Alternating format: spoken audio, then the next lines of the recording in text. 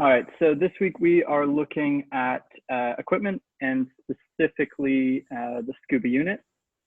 So we're going to look at the different types of Scuba systems, cylinders, how we inspect cylinders, different types of cylinder valves, how regulators work, and how some of our gauges work.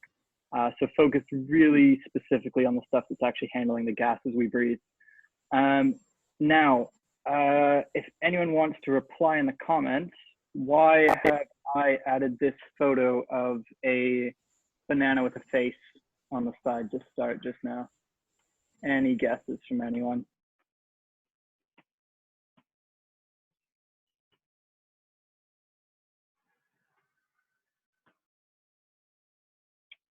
Well, it is actually the oldest diving suit in existence. This is what the first diving was done in that we still actually have any sort of artifact from. So I think that's pretty cool, even if it does look like a giant banana.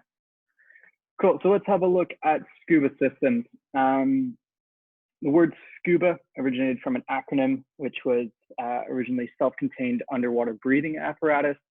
And the first successful and safe Scuba system was Jacques Cousteau, who we of course know and recognize with the big nose, and his partner Émile Gagnon, who in 1942 invented the aqualung, which continues to this day as one of the major dive equipment retailers.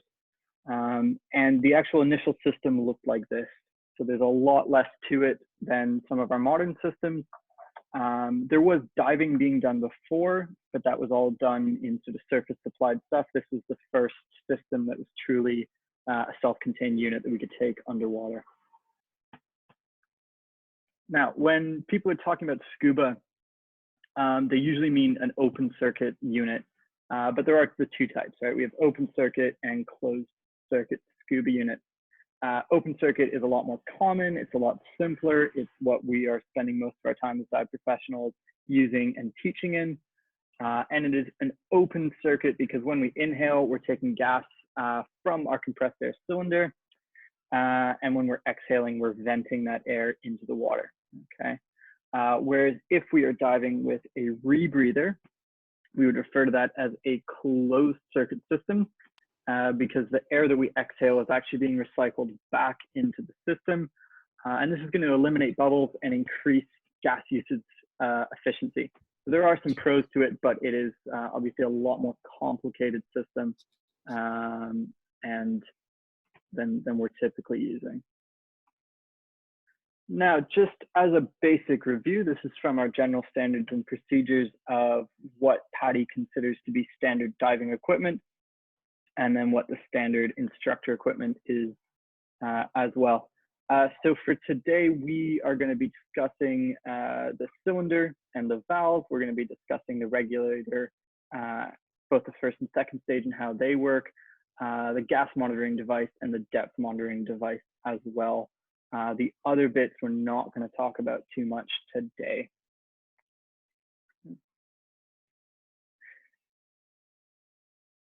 All right, so if we are looking at a Scuba cylinder, there's a lot of markings around the top and we want to understand what those mean and what they're there for. So the first one here is the first hydrostatic test that was done with the tester's mark. So we've got a month and a year, and the bit in the middle is who did the test. And that's the assurance that this is actually a functioning tested cylinder that's safe for us. And we'll look more a little bit later about how hydrostatic test is actually done. Now, the symbols we're going to be looking at here on the tank aren't the same in every single region, but these are the normal ones on North American Scuba cylinder, which are found throughout most of Asia. Now, the next bit here is going to be the actual manufacturer name. In this case, on this cylinder, it is Luxfer. You'll find other brands as well, though things like Catalina are also very big brands within the Scuba cylinder industry. The next bit is the serial number. So that is from the company itself. So that's what that number is going to be there. And for proper servicing, it's a good idea to keep track of the serial number of each specific tank that you own as a dive operator for your service logs. So in this case, our 13153 you would have a log of when that specific cylinder was last serviced and when it's going to be needing to be serviced again. The next bit here is the maximum pressure, which we have both in metric and imperial measurements. So the top one, 207, that's saying that the maximum pressure this cylinder should be filled to for normal usage is 207 bar or 3,000 PSI, okay? The next bit, the 3Al, is just that it's the approved aluminum alloy. DOT is the US Department of Transportation. And you'll find this even on our cylinders here in Thailand. You'll see TC and DOT for Transport Canada. As a Canadian myself, I am quite proud of the fact that we end up on all the cylinders down here in Asia. So that's what the basic cylinders markings mean. And probably the most important one that we want to be looking for are these hydrostatic tests. And we'll look at what the recommendations are for when these should be done, how regularly these need to be done, but something to check if you're going to a new dive operator to have a look at when the tanks were recently serviced. It's a pretty good way of telling how seriously a dive operator takes their business and how committed to safety they are. Now, there are two main types of cylinder, which are the aluminum cylinders and the steel cylinders. And the main differences are their thickness, their capacity, the amount of pressure they can hold, and how resistant they are to corrosion. And what we have pictured here is a standard 12-liter steel cylinder and a standard Al-80 aluminum cylinder. So steel alloys are stronger than aluminum alloys of the same thickness. So steel cylinders have thinner walls and larger internal volumes than the aluminum cylinders of a given size. Aluminum cylinders do have some advantages though. The metal resists corrosion a lot better. It doesn't oxidize as easily as steel does. And the cylinders tend to be more buoyant in the water. So a lot of us that are diving here in Pacific, Southeast Asian islands, 30-degree water, we might only need 1 or 2 kilos on us. We're diving in 3-mil wetsuits or skin suits even. If we had a steel cylinder, that would actually make us negatively buoyant, possibly even with no weight. So very typical within warm water diving to have aluminum cylinders. Now, if we actually look at the comparison here of the thickness of the walls between a steel cylinder and an aluminum cylinder, it is pretty significant actually just based on the strength of these metals. Now, if we go back for a second, sorry, these two cylinders here, I often see people referring to this one on the right here, this Al-80 as a 12-liter cylinder. It's actually not, okay? The steel cylinder on the left is a 12-liter cylinder, but it looks similar, but with the increased thickness, your standard aluminum cylinder you're gonna find within recreational diving actually only has an internal volume of 11.15 liters due to that increased thickness.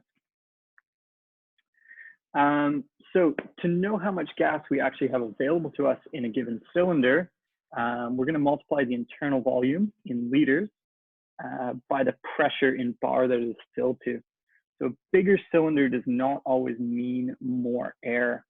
I've worked in dive centers before where we would always give customers the option of did they want the larger size, the 13.2 liter tank. And many customers would often be upset that it was still only filled to 200 bar, obviously missing this basic conversion of the pressure being the same, but in a larger volume is actually going to provide more air. So with the most common cylinder we have, the Al-80 cylinder with the internal volume of 11.15 liters, filled to an average of 200 bar. Most of the time when we go out diving, that leaves us with 2,230 liters of air available to us, okay? Now we're gonna look a little bit at how we go about testing these cylinders to make sure that they're in proper working order. And the requirements are gonna vary by country.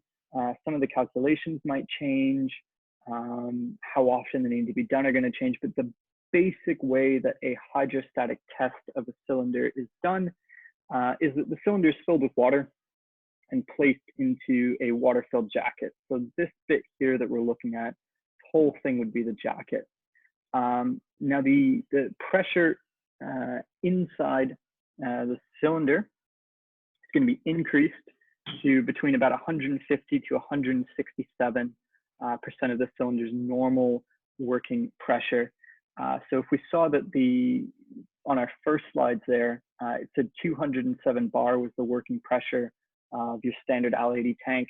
So that means we're looking at over 300 bar of pressure is going to be pumped into one of these cylinders with the water pressure. And it's left there for about 30 seconds. Okay. The total expansion is recorded at that point, and then the pressure is released. And once we release that high level of pressure, the cylinder is going to contract back to its normal size. Okay, it is going to flex a little bit, and any change in the displacement that it was exhibiting before and after it was forced into that higher pressure is going to be measured. Now, if there's no change, the cylinder has gone completely back to normal. It is still a perfectly good as new cylinder. If there is a greater displaced volume after having been pumped to the test pressure, depending how high that level is, it has failed, and it's showing that it is a weak cylinder that cannot handle increases in pressure, and it needs to be destroyed. In many countries, if you are sending your tank to be hydrostatically tested and it fails a test, the tester will call you and tell you that your cylinder is about to be destroyed. And if you decline to have it destroyed, you are now legally responsible for anything that may occur afterwards. Now, how regularly does this need to be done? In the US and the European Union, it is every 5 years. South Africa every 4 years, and a lot of countries in that region follow their recommendations. And in Australia, it's actually every 12 months. So very rigorous testing in Australia. Now, visual inspections are going to be done more regularly than hydrostatic tests, and visual inspections can be a way of actually determining if a hydrostatic test maybe needs to be done sooner than initially scheduled. And again, the regulations on this vary regionally. For example, in the US, they're actually not required by law, but a general industry standard on these is that they should be done at least once a year, unless you have reason to believe it should be done more regular than that, as you've noticed a change in your cylinder. And there's three main things that are going to be done when we're doing a visual inspection.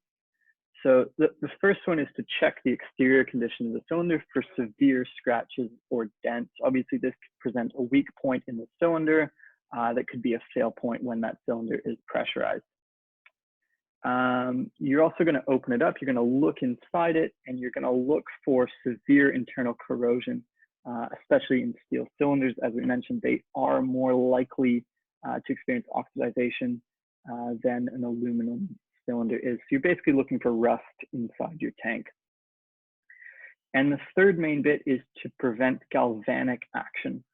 So the actual tank valve on top of your tank is typically made of brass. And because it's a different metal that is put together with either your aluminum or the steel tank, they can actually start to fuse together, and you won't be able to get that valve off without actually destroying your tank. And electrolysis is the main process that's going to result in that, and it's even more likely to happen in salt water. So making sure that we're actually checking that connection point.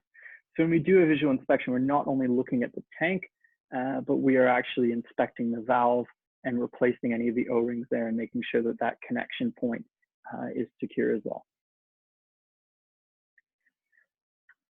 Now, an unscheduled visual inspection can happen for a number of reasons. First of all, if you hear something rattling around inside your cylinder, that's not a good sign. If you notice red or green powder on the filter of your first stage, that would point to oxidization occurring within your cylinder. Red for a steel tank, green for an aluminum tank. If you think some water may have gotten inside, obviously we don't want to be breathing water, we want to be breathing air. If there's obvious exterior damage, say your tank has fallen off a car or a truck when you're moving it or something like that, it definitely needs to be checked. If it feels like it weighs more than normal, if it has been completely emptied, if the gas smells different, if you've just bought the cylinder and you don't know its history, anytime the valve comes off, and if it's been sitting in storage for a long time, if you have a tank sitting in your basement for a year, it's definitely been some dampness there, and we want to check just to make sure everything's okay with that cylinder before we start breathing from it again. Cool, so that's the basics of the Scuba cylinder itself. Let's have a look at the valves that go on top. So this is your standard valve, which we refer to as a K valve. If you kind of squint and turn your head to the side, you can almost see a letter K right here in the bend. That's why we call it a K valve. And this is just the very, very basic, simple on-off valve. As we rotate the knob, this bit here is going to move away and open up the flow of air. And then as we screw it back into place, it's going to close off the air. So it's a very, very simple system. And at the top, we will either have a yoke or a DIN fitting, which we'll look at in just a minute. This tube on the bottom is actually a very, very important safety device. If you are swimming in a head down position, so your tank is fully upside down, if there's any moisture collecting in the bottom, it might get in the way of you actually breathing or any debris that ended up in there. Obviously, we don't want that in the cylinder, but just in case.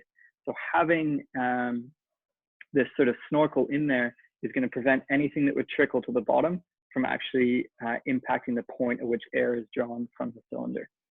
So very important. And as we mentioned with the visual inspection, if you hear anything rattling around inside, more often than not, it's going to be this piece that has detached itself and is rattling inside your cylinder. Now, an important one for any sort of Divemaster or IDC exams, apologies if you can hear my cat yelling, he's being very loud right now, is the J valve. Okay, thank you.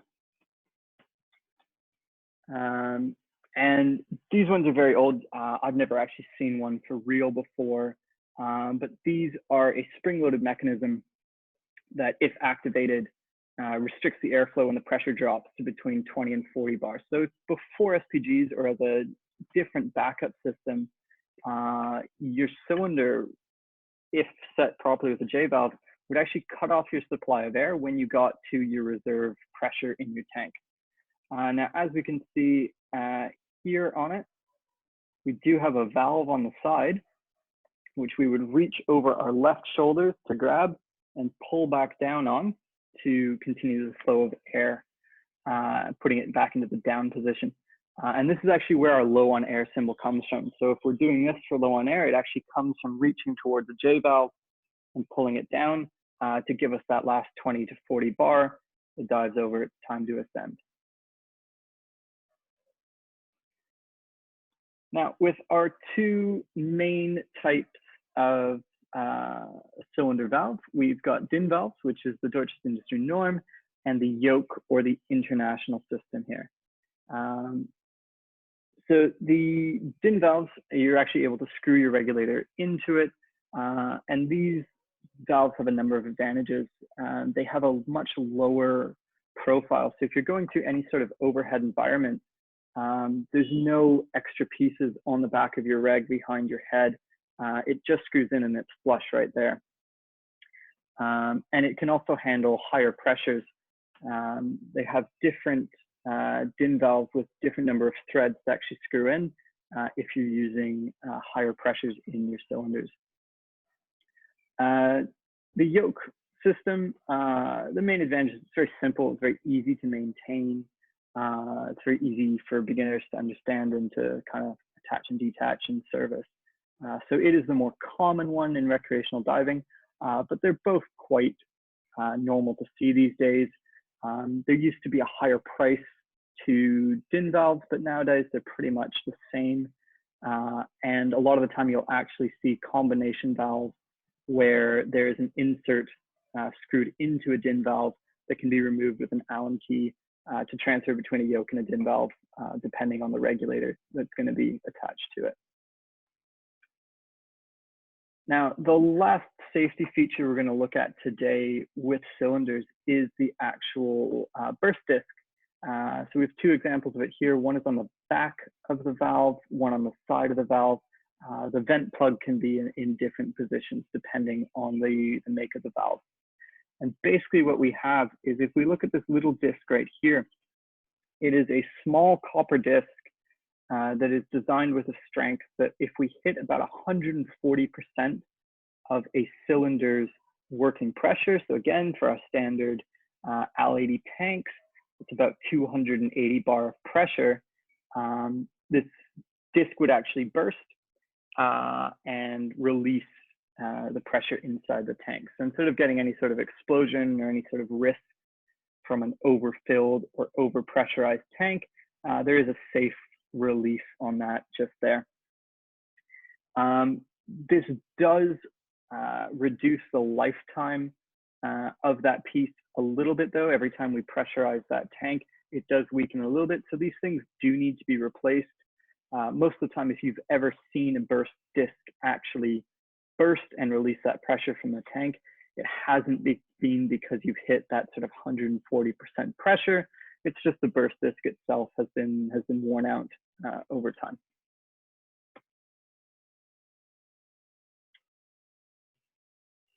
All right, so let's have a look at some regulators. The very basics of a first stage in your regulator, so the bit that actually attaches onto your cylinder, what it's doing is it's taking high pressure from your tank, normally 200 bar for us, and when it enters into the first stage of your regulator, it's going to do two things. The first one is reduce that high pressure to an intermediate pressure, which depending on the model of your regulator is between 9 and 13 bar. And it's going to channel some of that high pressure air over to the side, away from the rest of the mechanism and directly into the high pressure port and your pressure gauge on the side. So if we look at this zoomed in bit, as the air comes into this regulator, most of it is going to go down into the mechanism, but some of it is diverted immediately off to the side before it hits any of the rest of the mechanism, just directly from the tank. This is just the filter here and down into the high pressure hose, okay? When we're talking about the intermediate pressure, that's what's going to be building up in this section here, okay? This image here is of a Scuba Pro Mark II regulator. Depending on what regulators you're used to, this is almost identical to either an Aqualung Calypso or a Mara's Rover. It's a very, very simple, unbalanced piston regulator.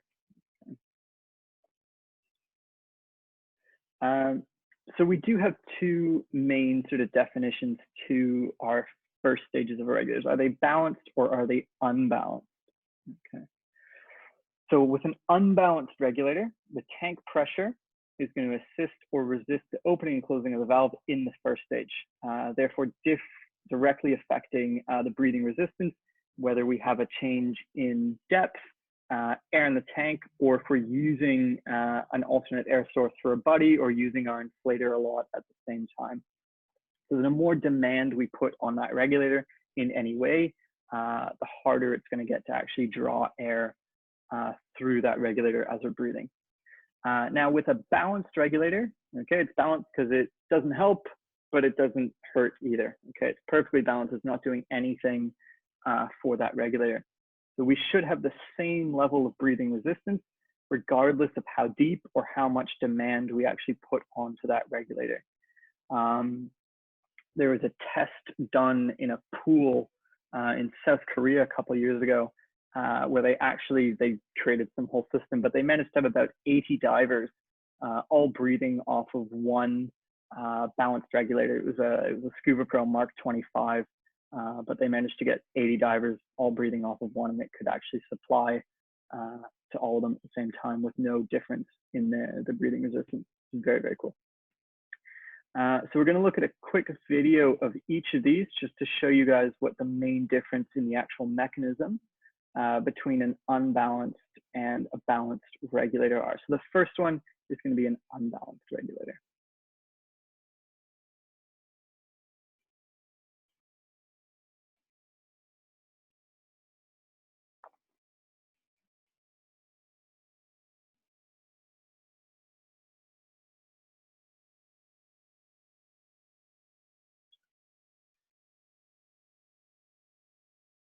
Okay, so at the top, this is where it is attached to the cylinder and the air is entering.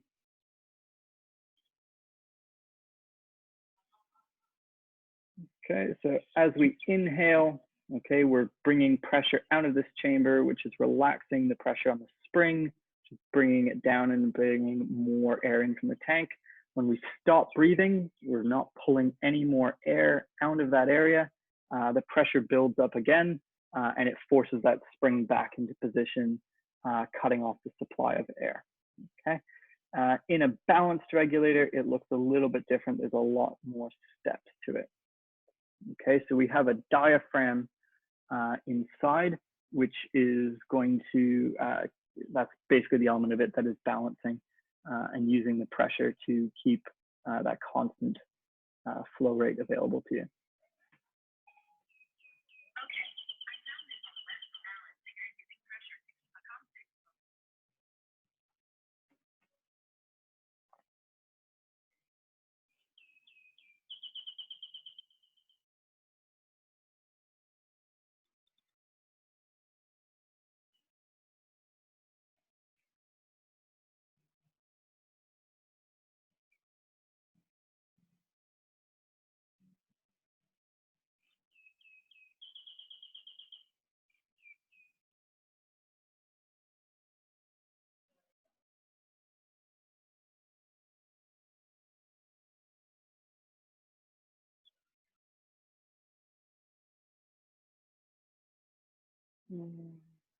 Cool.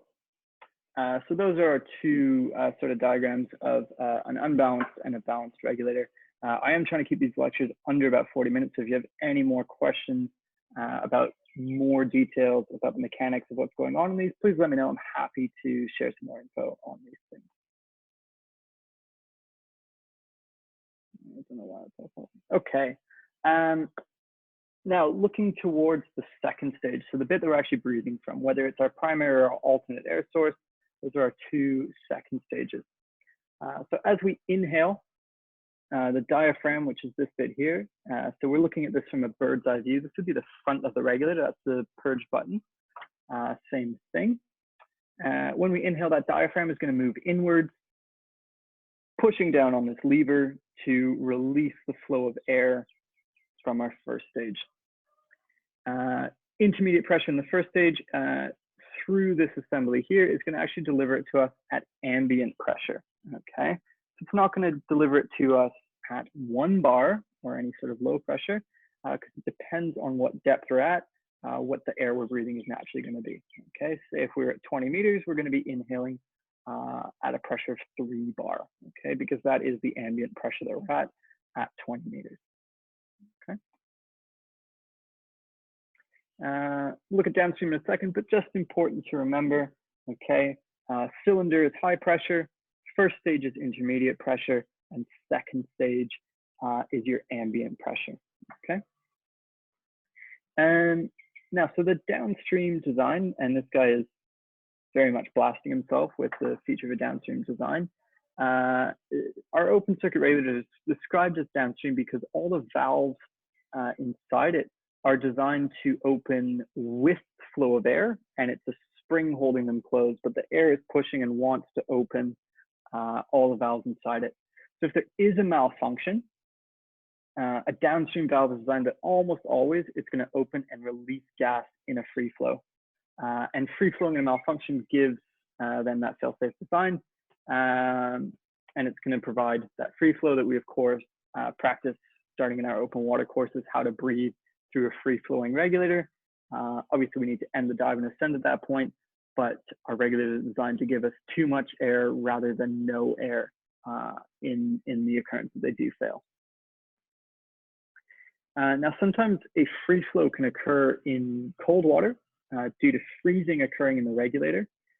If you've ever done the free flow reg skill, if you reach back and actually feel your tank right after you've done it, you'll feel your tank is really, really, really cold, okay? When we move volumes of air through the system quickly, it does cool everything around it.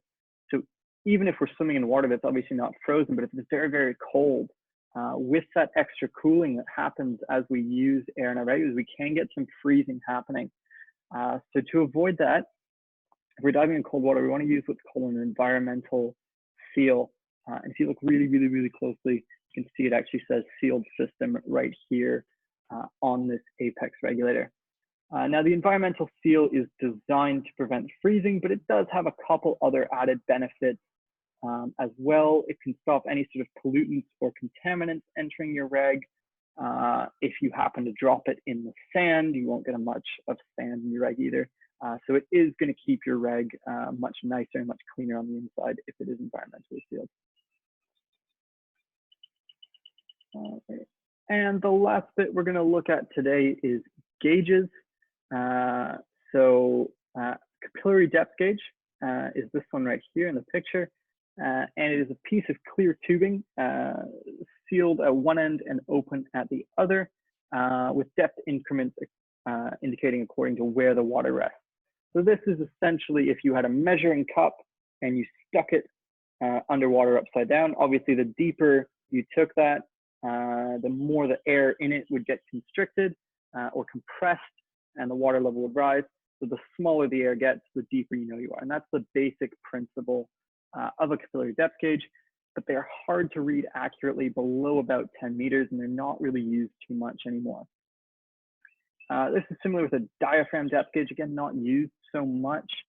You basically have a diaphragm on the back that as it's pressurized is going to push inwards or outwards, moving a series of levers and gears that's going to actually push the dial to tell you how deep you are.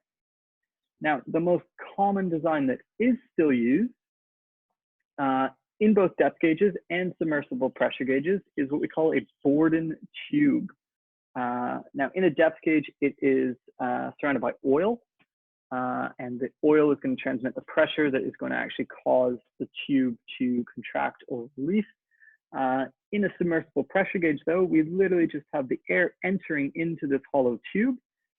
More pressure is going to push that tube to expand, pushing the needle higher, as we can see on screen.